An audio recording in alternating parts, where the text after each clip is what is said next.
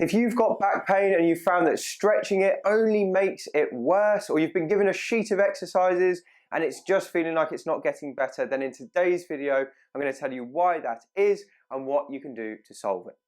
If you don't know who I am, my name is Harlow and I'm the Over-Fifties and Spinal Specialist Physio here at HT Physio in Farnham.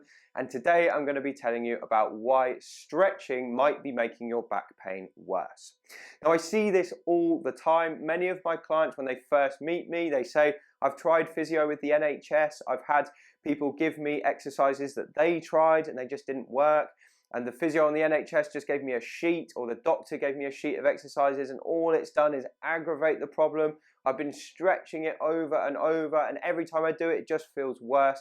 Why is that? And the answer is because the exercises you're doing are clearly not the right ones.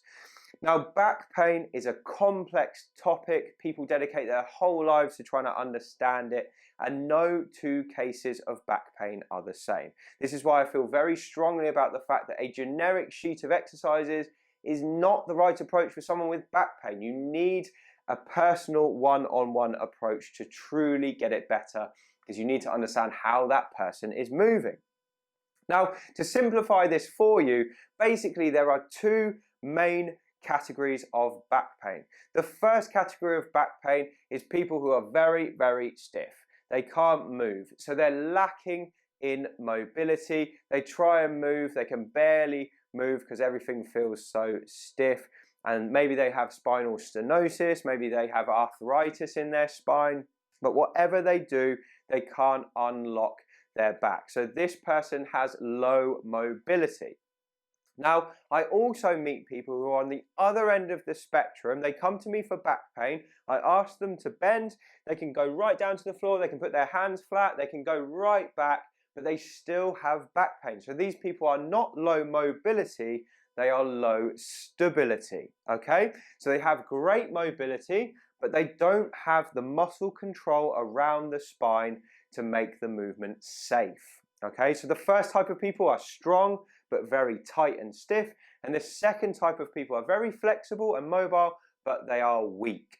Now, if you give someone a sheet of exercises that improves both their mobility and their stability, if you give that to the person who's already very mobile, you might make it worse. Because if you're getting them to do bends after bends after bends and to stretch their hamstrings, even though their hamstrings are already flexible and what they needed was a stronger foundation, you're going to make the problem worse. Okay?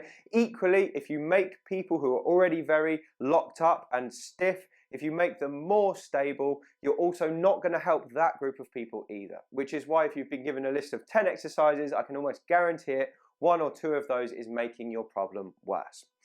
So the most common group of people who are getting worse with back pain exercises are ones that are already very flexible, but they've been told to stretch it further. So they're making themselves further unstable. They're more unstable as time goes on.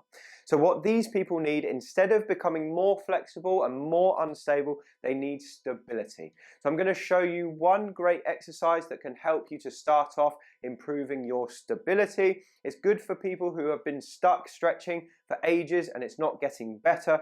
It's a great alternative for them to try. So let's have a look at the exercise now. This isn't suitable for everyone, so not everyone should try this. Get checked out before you do.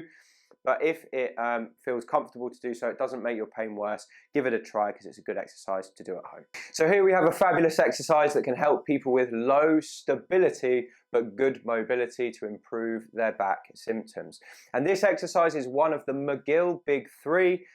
Stuart McGill is one of the top back pain researchers in the world, and he found this exercise is great for improving stability without putting stress on the spine. So I'm going to show you the exercise now. So for this exercise to work, you need to be on all fours. So find a nice comfortable surface where you can put your hands and knees down. And the first thing we want to do is we want to see if you can find a neutral position of your pelvis. So this is what we call a posterior tilt. So that's too far.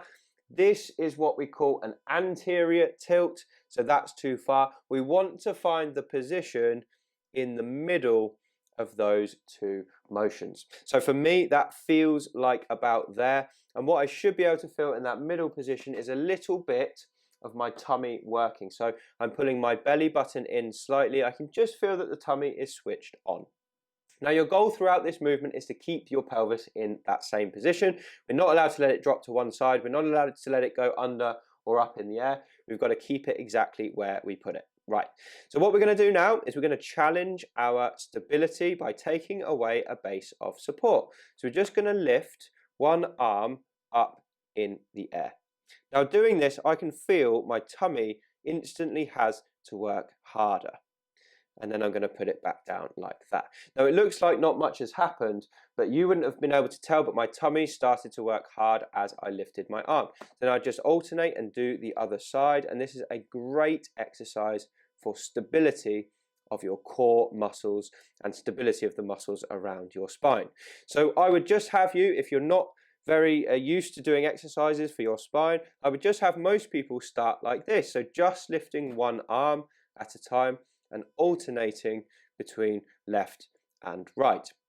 Now if you've done that for a time and that feels quite nice and easy and you want something more challenging, again find the neutral position of your pelvis and then you can try lifting a leg. And again the goal here is to keep the pelvis level without letting it drop to one side.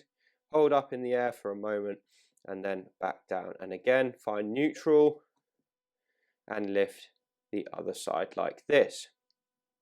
Now these are easier versions of an exercise called the bird dog, which is where we go for one arm and the opposite leg at the same time. So I'll show you that now. The bird dog looks something like this. So we've got pelvis in neutral. We're trying to lift our arm and our leg as straight as we possibly can and maintain for a couple of seconds. Now you don't need to hold it for long. You can feel your tummy muscles working as you do this. You just want to come up, hold for a few seconds and down. And I find that the benefits come from the alternating between left and right as opposed to how long you hold it for.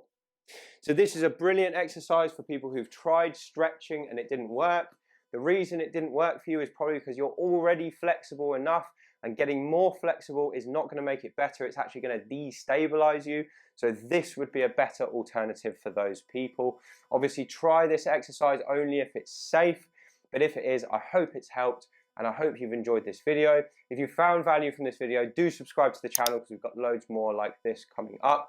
Leave me a comment below because I love to read your thoughts. And if you want to get more from me, do pick up a copy of my book. It's called Thriving Beyond 50 and you can find it on Amazon using the link below. Anyway, thank you so much for watching. I really appreciate your time and I look forward to speaking to you on the next video.